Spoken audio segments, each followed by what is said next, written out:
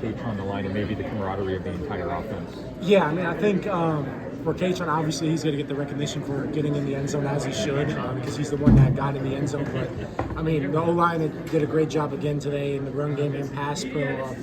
Just giving us opportunities to make plays like that. And I think it's something we honestly always talk about, like when you get like Thursday, Friday of like team celebrations that won't get us flagged, but like for different guys. And honestly, Doc came up with that one today, this morning. So when we were in the huddle, Katron told them to be ready for it, and it's just fun to be a part of a group like that. I mean, we're having a blast. You can see it in that, but it's just super fun to be a part of it. Sure, I want to ask you about the change of pace offense. You're calling 2 plays at once, you rush to the line, and then you may stop and huddle. How does that work? How do you guys plan that out? Does Coach call that in, and how much are you working that? When we get to tempos off of plays before, like usually I'm just alerting the guys for they be ready for tempo after this play. But for us, it's a part of our identity. We're going to shift or we're going to do different personnels pretty much every play. Different tempo variations. That's fast breaks out of the huddle and just huddle in, and then no huddle right after play. So it's just a part of our identity, and I think it causes a lot of stress for defense, because when we're getting heavy personnel, like it's hard to match up to us, and then when we're able to spread the formation wide into an open set, it causes a great deal of stress. And I think it's just something we embrace as an offense, because we're going to do it every single game, and it's just a part of our identity. How do you think the offense is adjusted to not having those two guys? Yeah, I mean, I think just in general, we started slow the first 2 drives, but then once we got into a rhythm, we were hard to stop. We just need to start faster.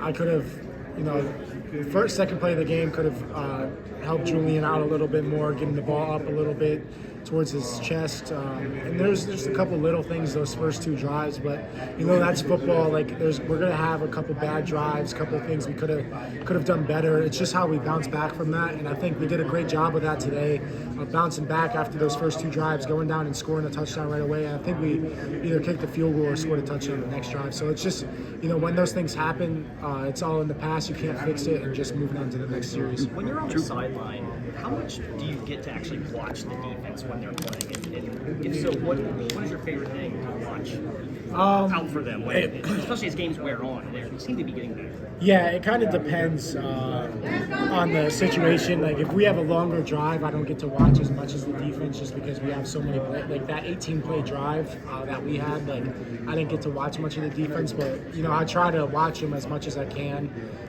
And they do a lot of good things. I think like when we get up in games, like it just shows the pass rushing ability we had. Like I don't know the stats, but I saw Denai had a lot of pressures today, QB rushes and hits. And it's fun to see those guys go out and perform, because they do it against us every day. Like it's fun to see that when we're doing good on offense, it's helping the defense. And I think we can say the same for both sides. Like iron sharpens iron. I think we do a great job on both sides of the ball, making each other better throughout the weeks of practice. And it's cool to see those guys go out and do the things that they're game planning against the other team's offense, and go out and execute it. So it's just fun watching them. They fly around and have fun, similar to us. Drew, what led to you and Liam clicking the way you did today? Sorry, what you say? The way you and Liam were able to connect, him going over 100 yards, what would you attribute that to?